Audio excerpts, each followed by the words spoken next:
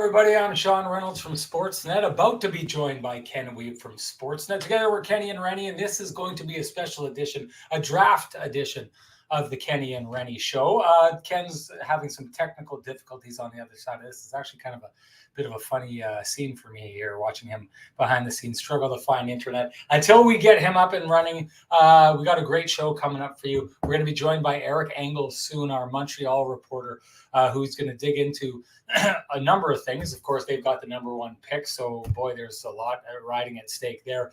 But beyond that, maybe potential fits. I think the Pierre-Luc Dubois situation is an interesting one that we can talk over with him and kind of engage where the Montreal Canadiens are at in that right now. I think there's a lot of people who believe maybe that's where Pierre-Luc Dubois would like to end up. And as the news sits right now, with him set to test free agency as soon as possible, and yes, that's 2 years from now, but when you've signaled that to your team, I think you've signaled and started the clock that if you want to get something back for me, maybe the time to do that is now or as soon as possible. So we'll talk with Eric about that, amongst other things. And then we're going to have Sammy the Scarf Cosentino joining us in the show coming up. He's the guy. He's the guy who has the Bible on what we can expect coming up here. So everybody knows, if you go and you take a look in the chat, we have posted the final rankings by Sammy Cosentino. Go click on this or copy and paste it. Go to that article. This is the Bible. This is what you follow. Sammy is bang on with these things. A little bit of difference between he and Bob McKenzie's final rankings. We'll chat with him about that as well. But this will allow us, if you want to kind of follow along and see which players are ranked about where, it should give you an idea around the kind of players that are going to be available when the Jets are picking at 14 and 30, I'm fairly certain. So if you need to go back, go check that out, and we'll work along here. It's almost like I feel like I'm providing homework.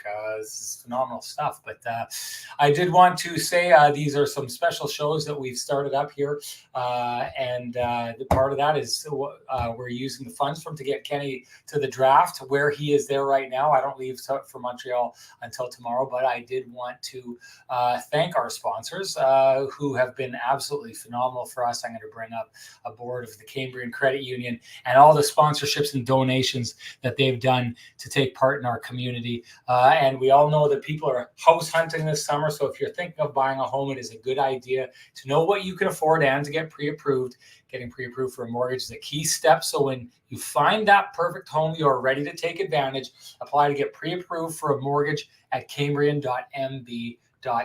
Of course, it's one of those things where it's the hair club for men. I'm not just, I don't just own the company. I'm a client. Well, when it comes to Cambrian, I don't just talk about their mortgages. I have a Cambrian mortgage, as does Kenny as well. So I want to thank them, and we'll thank the Johnson Group, who's also pitching in on this later on in the show. So as I mentioned, we're going to have those two joining us. Ken Weeb is going to join us when he has the opportunity. You'd think as a partner in this podcast, he'd want to take part. He'll be here, ladies and gentlemen. Don't worry.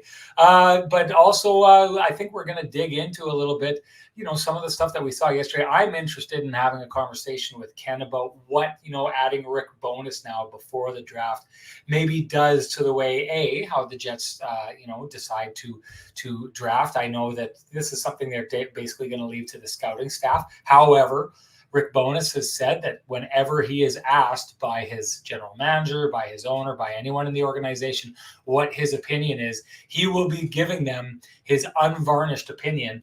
And I'm fascinated at the dynamic that that's going to create, especially, maybe not so much for the draft, but as we go into free agency and as we go into a trade season, which we think the Jets may be somewhat busy in. It will be interesting to see the dynamic that is added when you bring in Rick Bowness, who is going to have a lot to say and won't be afraid to say anything.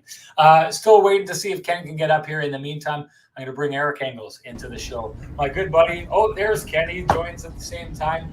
A 2-for-1 deal. So, Ken, first off, just how was the flight, and how are things looking on the ground there? Oh, no, we're only leaving at 4:00, so we're still waiting. You need a better spot. You need a better spot, Ken. You need a better spot. You got to set up in a better spot. So let's move on with Eric. It's good to Bye, see Ken. The Renny and Engels show is in full swing here. Let's go. Good to see you. Go. Can't wait to see you down in Montreal. Looking forward to A, spending some time with you, B, going out to all the great places that you have us go when it comes to the food. I know that I'm going to go down to the market there and get that. What is it, a smoked meat? It's a Reuben at Alwyn Barbecue. We're going to give them some free advertising because, oh my God, these guys, what they do on a summer day in Montreal is spectacular. To set the scene, you go to the Atwater Market, which is just south, close to downtown, just on the border of downtown, down by the Lachine Canal. And you walk into this open air market where obviously all the purveyors are set up. And then there's a food court that's outdoors with just people that are making the most unbelievable food. And this barbecue joint, which I discovered a few years ago, is really one of the best ever. Hi, Tracy. So if you ever come to Montreal, yeah, you need to go there. It's unbelievable. Sean, you look great, man. Oh, hey, I just finished mowing the lawn. I just came in here. I got my Winnipeg Gold Eyes 25-year anniversary shirt I always use for mowing the lawn. I appreciate that. You look phenomenal as well. Looks like you trimmed up quite a bit there, my friend. Yeah. No, I've been eating my Wheaties and going to the gym, and I feel good. Good. Everything's great. I'm excited. It's draft week in Montreal. It's you can feel the atmosphere is coming, right? Like you can feel the NHL is descending on Montreal right now. The Canadians have the first pick in the draft in Montreal. They'll be the first team since the Leafs in 1985 when they hosted it in Toronto, and they chose a certain guy who's okay. He had an okay career. His name was Wendell Clark. He was all right. It's awesome. You know, it's going to be really hectic. It's going to be really crazy. We're going to work like animals and enjoy it. Tell me, is this right? I'd heard that they're scalping tickets for $700 to get into that draft. Is that how crazy the fan base is to get into that building? People are not going to understand me saying this, but I wouldn't pay $50 to sit in the crowd and just watch names get called. But I totally understand how fans are like obsessed with this, you know, like, and they should be. Like, it is a really exciting, it's a seminal moment for the organization. You know, they haven't drafted first overall since 1981. You know, the fans just sat through a 32nd place season, and it really looked that way for a good portion of the season. It was miserable. It was, people always ask me, Sean, and I know they ask you too, like, what's it like covering a losing team and how bad it is? And, oh, I feel so bad for you. Like, for me, I don't care. I got my job and I do it and I enjoy my job. And so long as there's a great story to tell, that's what I'm cheering for. And it's excited. You know, the wins and losses have nothing to do with me. I'm not a part of the team. But I can tell you, you know, I used to say a 10-game winning streak is the same as covering a 10-game losing streak. The monotony is not good for a reporter. Yes. But it's not. You know, when it's a 10-game losing streak and the team loses the same way every single game, and it's a misery, it's not, you know, it's that much harder to do the job and do it well. Yes, you can start to get into some really heavy topics and write some really good stuff. But, you know, the participation with the people that you have to deal with on a daily basis is not going to be as good. And it was ugly this year. And I think the fans deserve what's coming for them here because this is a super exciting time. Yeah. You know what? I couldn't agree with you more. I've said this before. When the Jets went on that run in 2018, they were so consistent and all of their wins looked exactly the same that it got hard to talk about them after a while because they just went on this run, you know, Christmas time and on, and every single win looked exactly the same. And it was hard to point out things. You just felt like you were saying the same thing over and over again, copy and paste what they did for last game. And, you know, good teams are consistent teams. Really good teams are consistent teams.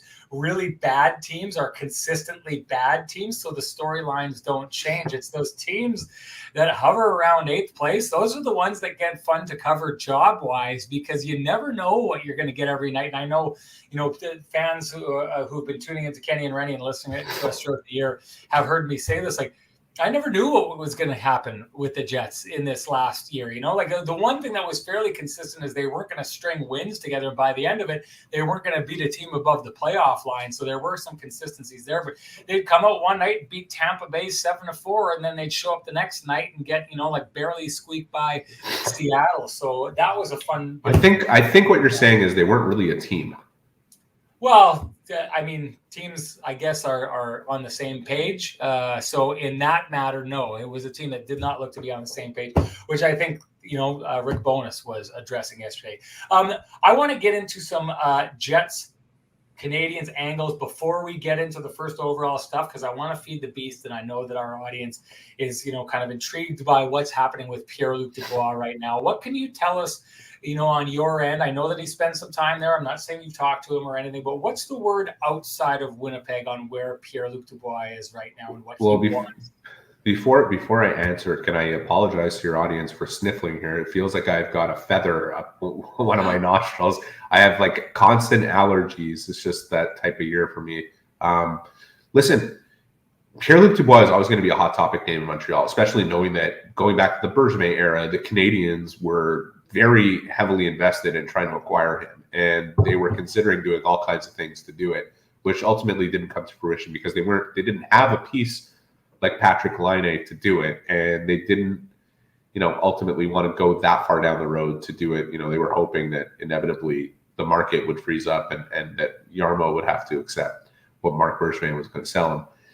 A different story now, right? And teams in a different area, and if it is a real thing that Pierre-Luc Dubois is not willing to be long-term in Winnipeg, on one hand, from the outside looking in, I think that's heartbreaking for Jets fans, just seeing how he rebounded last year and the way he played.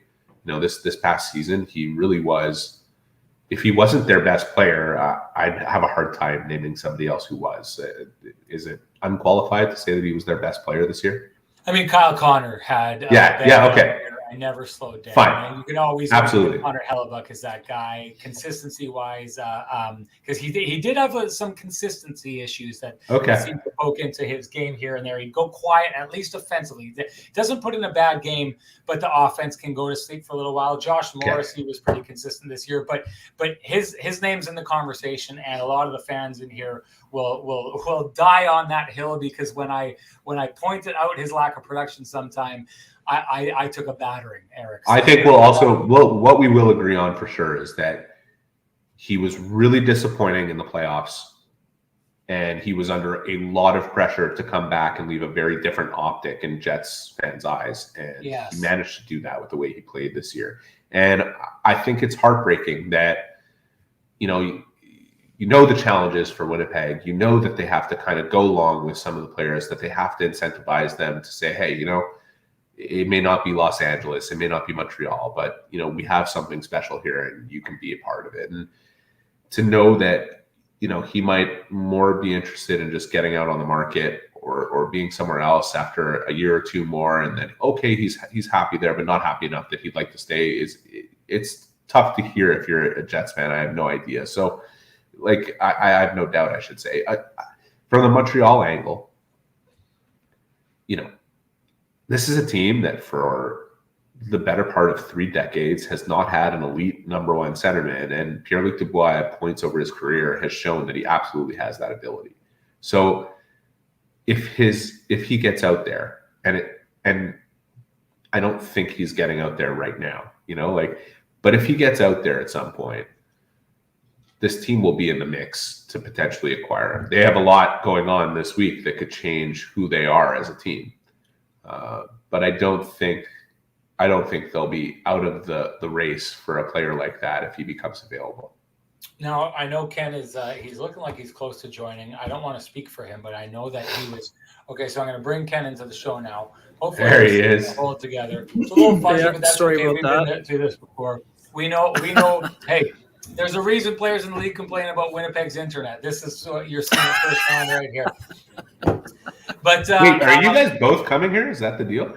We are. We're sharing a room together. This is Kenny and Renny just get closer and closer Now, he wanted to share a Full meal sleeping bag. deal. I'm not there yet, but we'll see what happens by the end of the trip. Ken, your idea, you had some ideas of maybe some big swing type trades. Did you want to run any of that past Eric, involving the number one pick and Pierre-Luc Dubois? Did we want to go there? I guess what I'm trying to gauge here is what the Jets would be willing to do or in the coming days, and what Montreal would be willing to do in the coming days. I know, Eric, that Montreal was talking about maybe making some moves to get a second pick, to the delight of the fans. But Ken, I'll just hand it over to you and give you an idea of what you think, because we're talking Pierre-Luc Dubois. Eric's giving us a good, outside angle of it.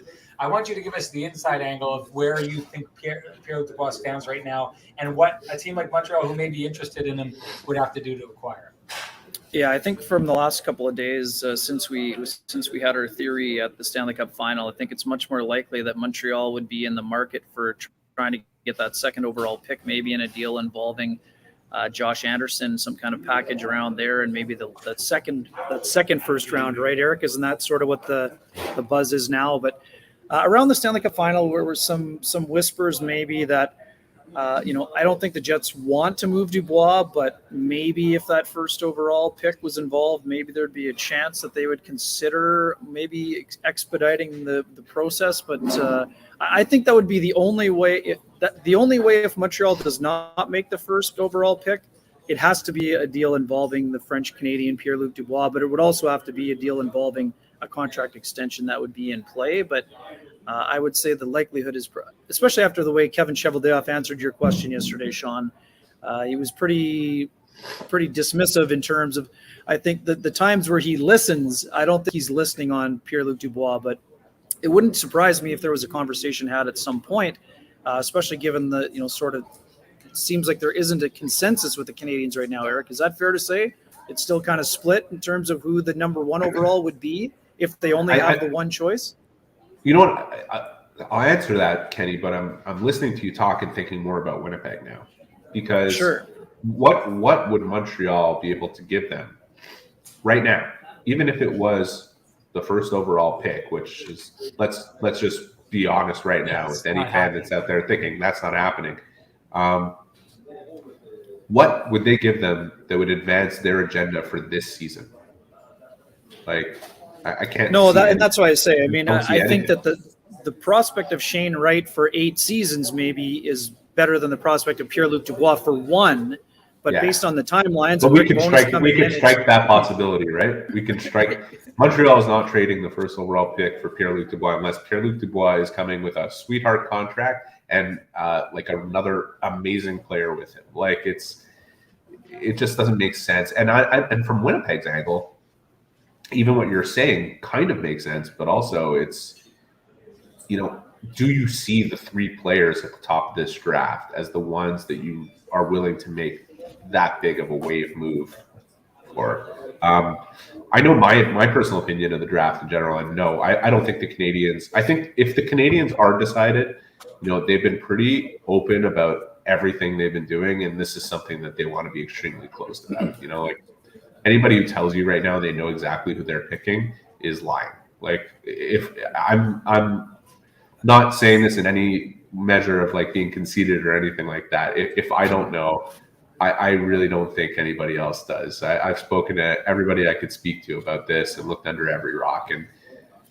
they want to keep it tight, and they should. They're hosting the draft. They have this incredible moment ahead of them and so much drama involved in it, and their fans are so into it. As before you came in, Sean was talking about $700 scalp tickets to get into the draft just to hear names get called, right? Like, they're not leaking this and putting this out and telling people, yeah, we made our decision, it's this guy.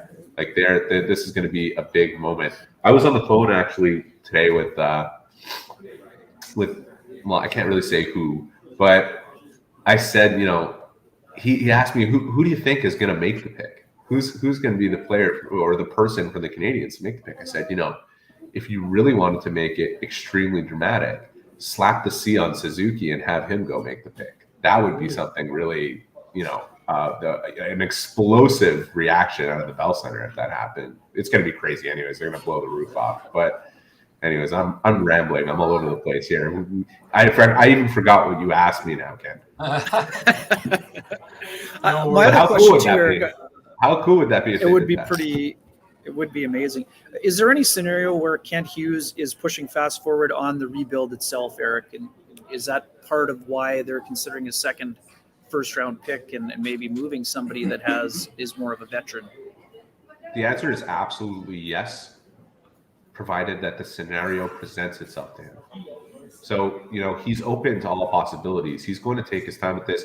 And what he's doing is going to necessitate time. There's just a cap situation that he's got to deal with where he can't just clear out any and every contract that he wants to and suddenly make the Canadians worse, not only in the short term, but the long term, because he hasn't accepted the assets that will enable him to see his vision through, right? So the answer is, would he press fast forward if he could? Yes. And if those opportunities present themselves to him, which they're going to, not necessarily this week, but they're going to over the next look. When you look at who the Canadians are, right, like, and where they have to get to in order to be who they want to be, it's got to happen when Suzuki is 24, 25, Caulfield is 23, 24. It's not that far down the line. It's a couple years, but if they can get there faster and extend that window as much as possible, they're going to be looking for those opportunities. They're not necessarily going to be actively chasing them because they're perfectly patient with the plan that they have. But those opportunities are going to come to them. And so, look, they didn't want to trade Arturi Lehkonen. They saw exactly what Arturi Lehkonen was. They knew it was going to cost a lot more money to keep him in Montreal, and they knew that they were getting guaranteed. As much as there's no guarantees in this business, you know exactly what Arturi Lehkonen is going to be for 6-7 years. Like, you know exactly what you're going to get from him. You'll be willing to pay it, and Joe Sakic or whoever else will be willing to pay it. But they got presented an offer where they got a really good prospect and a second round pick, and it fits with their plan, and they're willing to do it. If somebody came to them now and said, we want Josh Anderson, and this is what we're going to do for it, and I'm not going to come up with some HF board scenario for you, they don't want to trade Josh Anderson because Josh Anderson fits exactly how they want to play and who they want to be. And he's under contract. Some people would debate it's a bad contract, but it's a contract that he could actually provide great value on if he plays the way he should for the majority of it. And they're not looking to trade him. But if somebody comes in and says, we're going to do this, and it actually advances their plan and gets them there faster, they're not going to turn away from it. This is the position they're in right now, 32nd. I'm going to try bringing in Sam here, guys. He looks like he's having a similar situation as Ken here, but we'll bring him in and we'll see what his internet is looking like. How are you doing, Sammy? We're going with authenticity here, gentlemen. I love it. We got a little Sportsnet action in the background. We got the gaming champs over here, it looks like. Oh, boy. Surprised Eric isn't part of that. And then, of course, you got this ugly mug here, so. Yeah, Sammy, you're in the spot where me and Sean do all our hits together. Yeah, I was going to say I don't remember that Canadian symbol down in the cobblestone there. That looks gorgeous. They know how to do it right there, guys. I'm going to ask you both something here because since we're on the topic with the Canadians, someone earlier on had asked when there's kind of no consensus on the top pick, why not be open to moving the top pick this season? I'm going to say this. If I were a Montreal Canadiens fan, I'd be really nervous right now. And the names that make me nervous are, I know they haven't picked first overall. I think it's since Doug Wickenheiser, correct? Is the last time that the Canadians picked first overall. But the closest they got was 2 third overall picks in the fairly recent history, which are Galchenyuk and Kotkaniemi. And those are 2 names that did not turn out the way that you would hope or maybe even expect top 3 picks to turn out. So if I'm a Canadiens fan, the last thing I wanted to hear was there's no consensus number 1 overall pick this year when we finally get it. And that there's a lot of people that think you could do just as good at 2 or 3. So I'm going to start with you, Sam, and Eric, I want you to kind of counter with what you're hearing locally here. But I don't know if you've heard from GM Sam or anything, but in your opinion, would this be a good year to maybe move down 2 or 3 or try and swing something big where you could maybe get 1, 2, 3 pick, but add something else. And then, Eric, I'm going to ask you to end with this: is the idea that would that upset the audience if they're there and they find out they lose that first pick, but they still pick 2 or 3 and add something else? So hopefully I didn't convolute it too much, but Sammy, go for it. I don't. It's never really happened to move the first overall pick, and I don't think it should happen this time around. I mean, if we look at the 2023 draft, I think we see more clarity. We've talked about Connor Bedard and Matvei Michkov and how that's going to be a battle like Taylor Hall and Tyler Seguin. If hockey's being allowed to be played the way that we expect it to be, obviously with the conflict in Ukraine may very well convolute things once again. But getting back to this scenario, I think they're in a great spot in Montreal. I mean, Shane Wright had a bad season at 94 points, according to a lot of people. I don't think it gets enough credence. It's the fact that he's missed an entire season, period. And you can't get around that. Your draft minus 1 year is huge. And everyone previous to him has had the opportunity to play somewhat, if not all, of a draft minus 1 year and continue that most important developmental year. Shane missed it altogether. Now, for Slavkovsky, there are some people and detractors that would say, yeah, he scored 5 goals in Liga this year. Oh, okay, but he scored 7 in the Olympics. And you can debate what the Olympic competition looked like. You can debate what the World Championship competition looked like.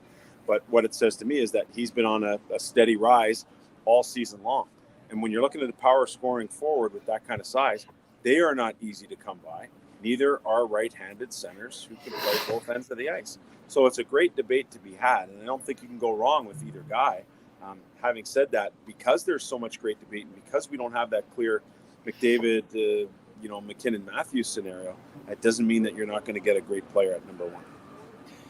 Eric, sorry, I'm just going to re-ask the question because I know I convoluted the hell out of it that last time. But I mean, if it ends up in a situation where, like people are sitting there on draft day and the Canadians kind of take a look and see that, maybe 1 is not that much different from 2 or 3 or whatever. Do you see them potentially doing that, or is there too much at stake right now at home in your building with the number 1 pick? I would bet all of our money that they're picking first overall. And who do you that's think a lot they're of money, picking? let me tell you. You know what? Everybody's asking me, and I'm the wrong guy to ask. And I'll tell you why. Because I'm a big believer, and I've watched 20 to 30 games of Wright. Okay, I've watched video, all that stuff. I've watched Slavkovsky at the Olympics. I went and tracked down some video of Cooley at the in his program at the National Development Program. I don't think Cooley is really in this discussion based on what I'm being told. I really think it's the top 2 guys. And for as much as I really believe that I know this game really well, but guys, I have never seen these players play live, and I have never sat down and talked with either one of them. And knowing that, I'm missing 50 to 60% of the information. If you can't, I understand how great technology is, and I understand that the scouting technology even allows for a non-live viewing to be that much more in depth, right? You can zero in on a specific player. You can see what he's doing away from the puck. But I can't, as a reporter watching from home on television, watching tape. And if I cannot see what a player can do away from the puck, not in one shift, but over like a 20 game sample, I cannot tell you specifically what that player is. And I find so much of the opinion is so convoluted on the internet.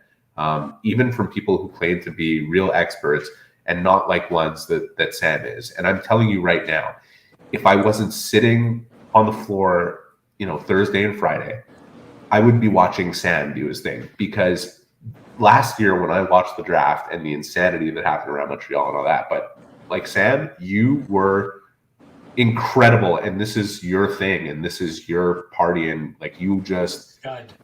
I know you live for this, and what you put into it is just incredible. Thank you. And I really defer to people like you when it comes to this stuff. As much as I know the game and I have contacts within it, and I speak to everybody and I get their opinions, I'm not here to regurgitate this person and that person's opinion. And if you're asking me for mine, it's unfortunately missing something. So before I leave, I really want to know from Sam, who's the guy here? Who's the guy that if you maybe can't tell us who the Canadians are taking, because I know I can't right now. No, who can? But can you tell us who they should? Yeah, I don't think they have a final say yet either. I think that's going to Wow. continue. From what I can understand, they're going to meet with Slavkovsky here in the next couple of days, and that will be the final meeting. They've met with Shane Wright a number of times already. I want to say 6 to be exact. And so they've done all that due diligence. So for me, I am a little bit biased because I go back with Shane to when he was 14 years old playing with the Don Mills Flyers. I hosted the OHL Cup banquet that year. He won the GTHL Player of the Year, and I got to spend a bit of time with him, interview him in front of an audience of 600 other kids and family members, but also spend a little bit of time with him and his family afterwards. And that relationship has kind of continued over the years. And I'm a little bit biased because I probably put a lot more weight into character. And that's not saying anything about Slavkovsky. When he was in our room at the Combine, he was awesome. He's got great presence, seemed like an unbelievable kid. But I feel like I know Shane better. So from a character perspective, you'd be hard-pressed to go anywhere that people who played with him, coached them, trainers, equipment managers, that would have a bad thing to say about Shane. I think the Montreal Canadiens would feel very strongly about that. Now, from a playing perspective, though, I look at that two-way guy, and while he's not going to produce to the levels of a McDavid or a Matthews or a McKinnon, he's not going to be dynamic like any of those players. That second-line guy who can play both ends of the ice, who can be counted on in multiple situations, is a really important guy. So I don't want to go down the Patrice Bergeron road, but I will say that that's something that I think is really, really important in today's game. A scoring winger with that kind of size, that's unicorn-type stuff as well. So you're not going to go wrong there. But for me, I tend to lean towards Shane a little bit more, and I'm biased because I know the person a bit better. Sean, can I ask a question here before I depart? Of course. Sam, Kent Hughes said 2 things to me that really stood out yesterday, and I think he's 100% right about them. The first is that there's enormous pressure that comes with being the number 1 overall pick, but it's almost that much bigger if you're the number 1 overall pick of the Montreal Canadiens. He's 100% right about that, I think. The second thing he said is we are not trying to pick the best 18-year-old player that's here right now. We are trying to pick the player who is going to be the best player at 22, 23, 24, and we are trying to see which one of them is going to show that he has the capacity to improve and improve and improve and reach a level that, is at the heights. Does Shane have that? Is that who Shane is? Because that's the question that needs to be answered. I think he does, because based on what the scouting community is saying this year, it was an off year. There was times of indifference. We worried about his compete, the work ethic, so on and so forth. I think where you have to get a proper gauge on Shane is you go back to the under-18s where he was playing with all-star players. And I don't want to disrespect the Zayd Wisdoms and the Lucas Edmonds, Philadelphia draft pick. Edmonds will go in this draft at some point. Martin Chromiak, an LA Kings pick. But not at the same level as a Connor Bedard or what I believe to be a really good player in Brennan Othman, whom he was playing with at that under-18s. And there, even while hurt, missed 2 games, you still got a sense for what this guy could do in a situation where there's a lot more flow to the game, in a situation where he's playing with number 1 players. And so I do see that potential once he gets to the National Hockey League. Now, is that going to be as soon as next year? That's hard to say because you've missed that year of development. But I think we're just scratching the surface with what Shane can be. Having said that, is he going to be a number 1 guy on a Stanley Cup winning team? I don't know if that's the case, but you sure as hell need 2 or 3 at centers at least in order to win a Stanley Cup. And that's been proven over the last 5, 6, 8, 10 years. Having said that about Slavkovsky, I love when he talks about himself and says, you know what, guys, I'm good now, but I have a lot of room to improve. And what we've seen and why that point by Ken Hughes is so salient is because we've seen that this year rise and rise and rise from Slavkovsky. I mean, the guy had 4 points in 26 games before he went to the Olympics, and he basically took off after the Olympics. So you love to see that progression year over year. And when you look at Shane, everyone's talking about, downtime here, COVID here, this and that. Yeah, the guy still had 94 points and I think 14 points in 11 playoff games. That's still pretty darn good. So I don't know, Eric, to answer your question, if he has the same ceiling as what Slavkovsky will aspire to in 3 or 4 years. But what I will say is I think there's still a lot of growth in Shane's game, and I think Shane's game is more complete right now. So the growth in the complete game is something that you also have to be cognizant of. Guys, we should we're going to switch a little bit to more of a focus on what the Jets are going to do with their first couple picks here. So Eric, really appreciate you jumping in, my man. Thank you so much. I will see you tomorrow. Looking forward to it. Looking forward to dinner tomorrow night. Great job as usual. I know our audience thanks you. Thanks for being here. Yeah, and I'm hoping Sammy and Ken will be there. I'll fill you guys in on the details. Sammy, I'll see you later. And you guys are phenomenal. What you did all year with Kenny and Renny, I watched the show a lot, even when I was, stuck in Montreal working. You guys are great. Always lots of energy, lots of laughs, and I really appreciate you having me on all the time. Of course, you were our honorary third member of the show that last year. He didn't even get to hear me talk about it. We did the show out of Montreal last year. He was great to see Eric, man. I can't wait to see him like live and in person. It's awesome. Yeah. Ken, I'm going to let you go with the next one here because you've been shut out for a little bit here. So go for it. Yeah, no problem, Sam. We talked. I'm going to do a little walk and talk. Yep, so we no problem. So what's going on here? I think this Sammy, is so cool.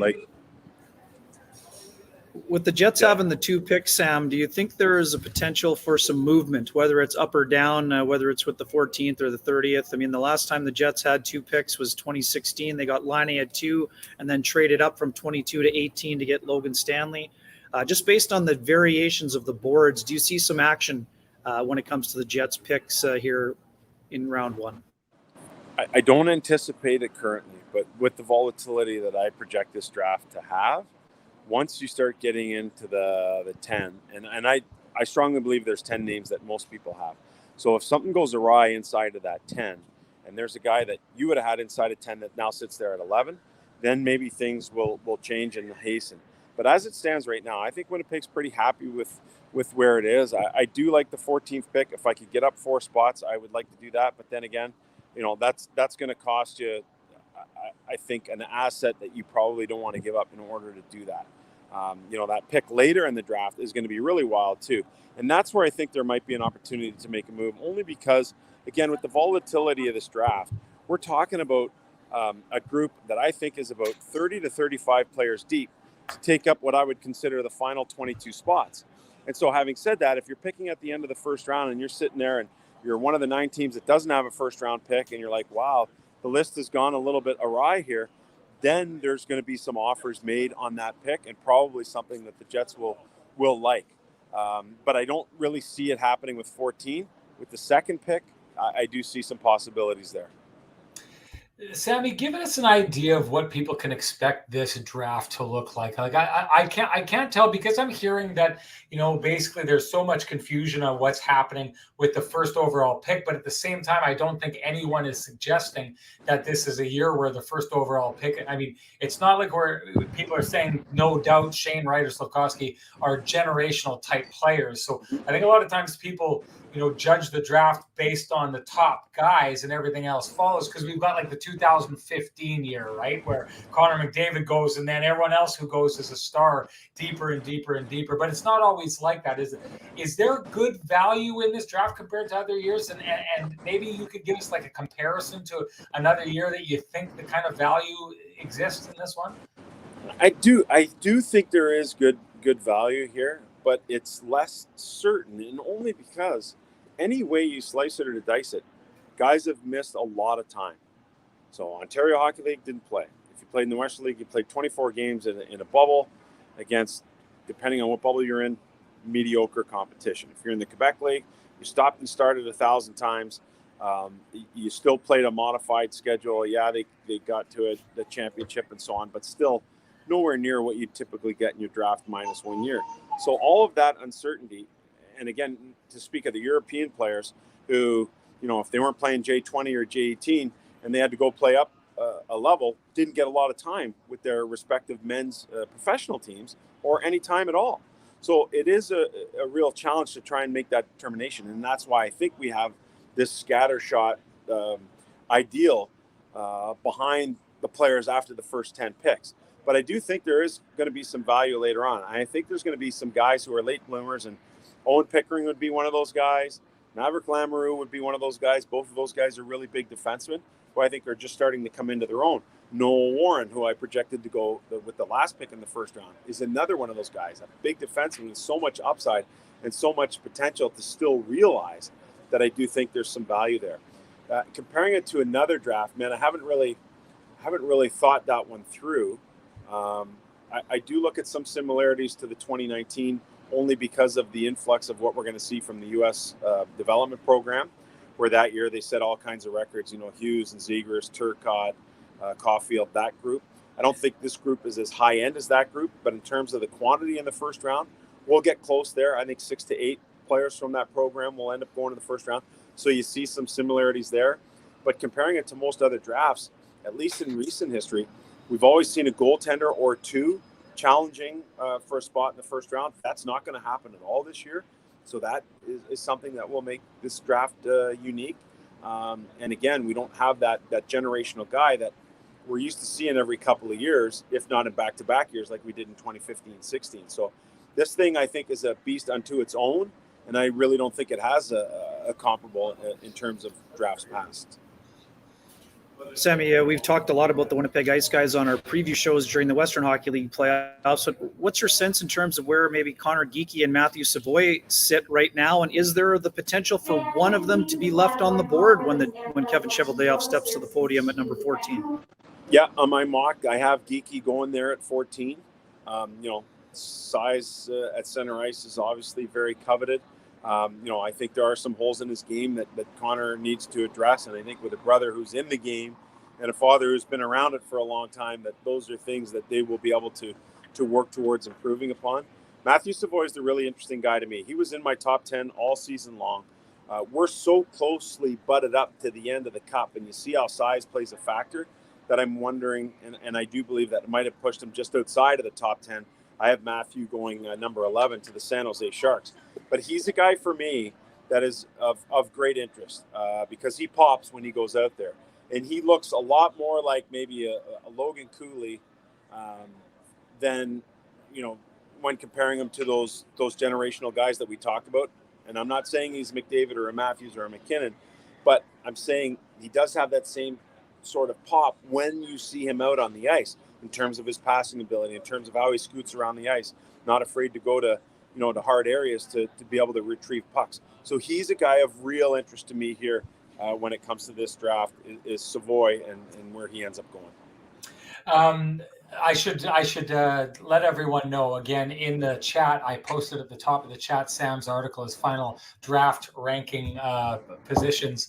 It's really good to go check out if you want to get Sam's take on everyone and a little bit of a deeper dive into all the players. One thing I'm just going to interrupt you quick there. So I want to make and I do this in a lot of the podcasts that I go on, a differentiation. The mock draft came out since you guys came to air. So that's a little bit different than the rankings. The rankings are how I would see it if I were the guy making the picks. And the mock draft, which I think is where you're thinking along with the teams, that varies a little bit. And so I don't want to look like, oh my God, this guy changed his mind at the last second.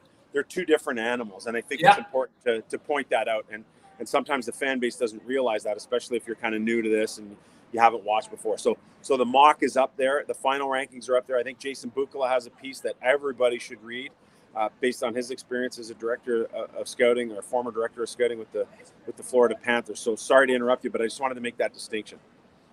No problem. I love that you bring it up, especially because I wanted to talk specifically about a player on your list that you have ranked higher than most areas that I see him ranked. And so you can tell me whether or not you have him ranked higher than where you have him being taken. But I wanted to talk about Denton Matejchuk, a local kid here. People have heard me talk about him before. I think that this is a player that is going to get selected and is going to outperform a lot of the guys who are taken ahead of him. Now, I say this, only haven't seen him play a couple of times. I did call a Winnipeg Ice playoff game against the Moose Jaw Warriors that he was in. And Sammy, I think I said it to you. I think I got off. I texted you right away.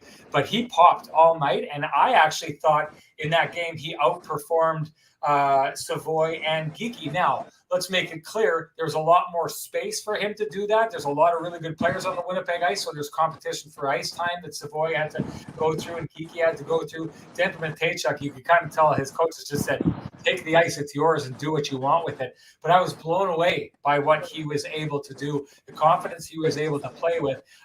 What has him higher on your list than most lists I see him on, and give us an idea of where you think he's going to go. So I'm a huge Matejchuk fan, like me personally.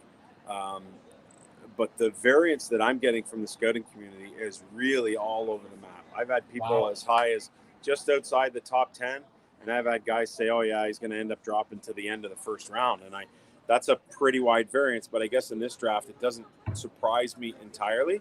But he's a guy that I've really come to enjoy. I've met him on a couple of different occasions.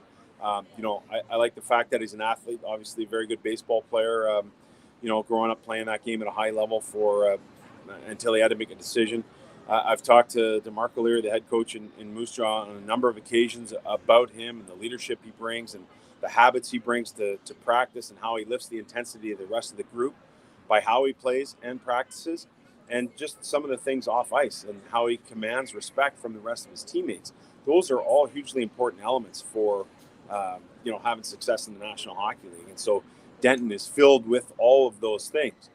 Having said that, if I look at the high-end guys in this draft class, starting with Nemitz, moving to Juracek, Korchinski, Minchikov, and then I think Ryan Chesley is a guy who might sneak in there as part of that group of five, and then maybe Denton Matejchuk and Lamoureux, Warren, Owen Pickering, those guys sort of fall in that in what I would maybe call a second tier of defenseman, if you will. So again, a fascinating guy. The scouting community has him all over the map.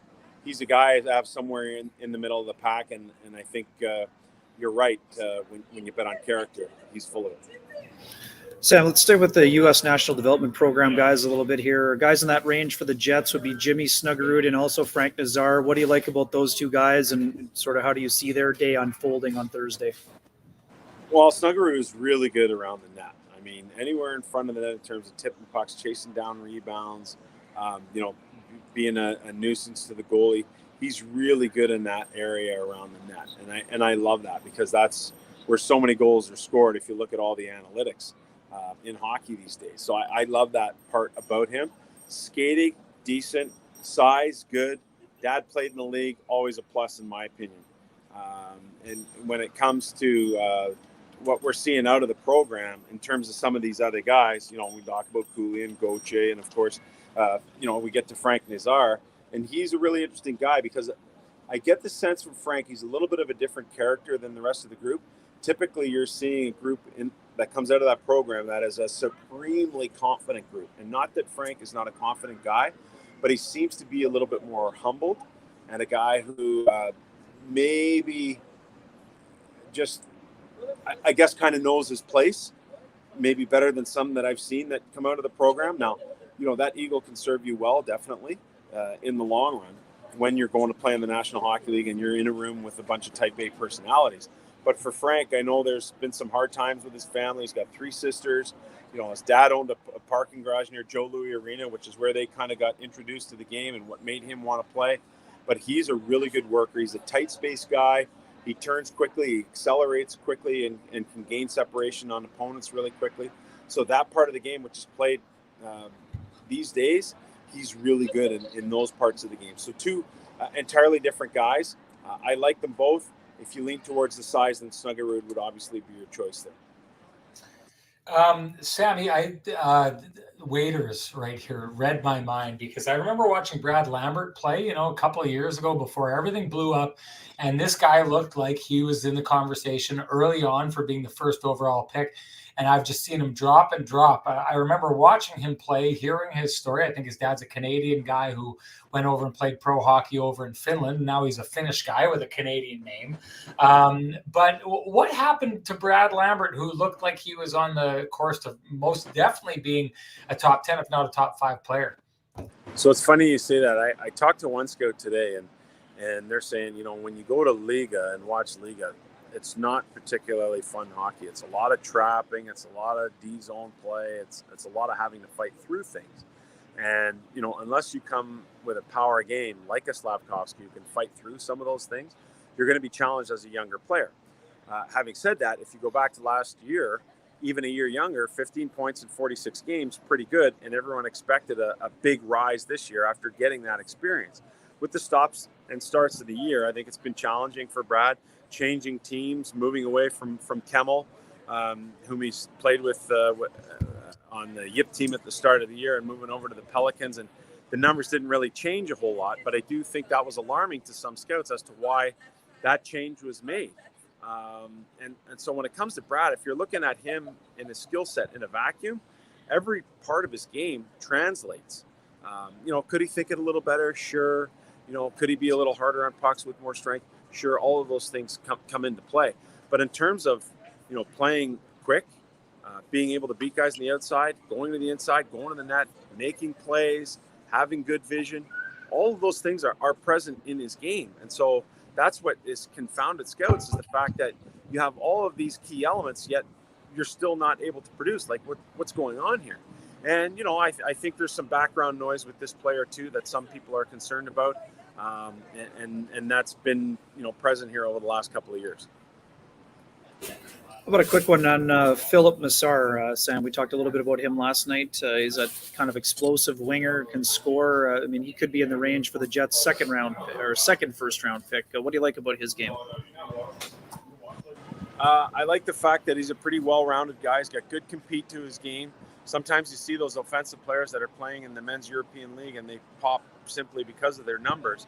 But this guy pops for more than that, and I think I can appreciate that part of Massar's game. And he's a guy that I know people think he's really, really intelligent with his hockey IQ, and that's something that's going to play no matter what.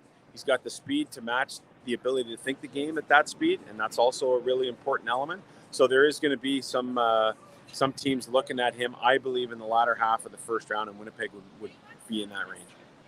Sammy, in a year where there's so many question marks, and I think you did a phenomenal job of showing people why this is one of those years that, there wasn't as much time to take a look at these kids. A lot of these kids didn't have as much development as others. So, one of the things you have to factor into this is when they do start getting to play more, what they're going to look like, what they're going to turn into.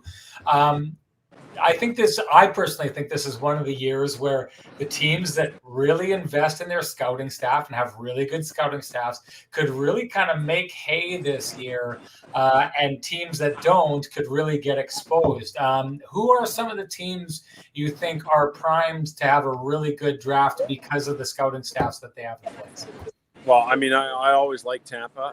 They don't have a ton of picks here. They do pick at the end of the first round. They did manage to keep that pick and likely will present a trade back scenario so that they can get a couple of seconds. And they've had success doing that in previous drafts, both in 2014, 15, I believe. So I always like what they do. The Ottawa Senators, their scouting staff, it's small, but man, is it ever mighty. And Trent Mann, who's the head guy there, just does an unbelievable job with limited resources. I hope that in the future that things change for that staff, because they've done a really good job, unearthing some of that top-notch talent. But the thing for me with Ottawa is, like, what's going to happen with that seventh pick? You kind of think that they're going to have to move on it. So are they going to get the opportunity beyond that to be able to have an impact?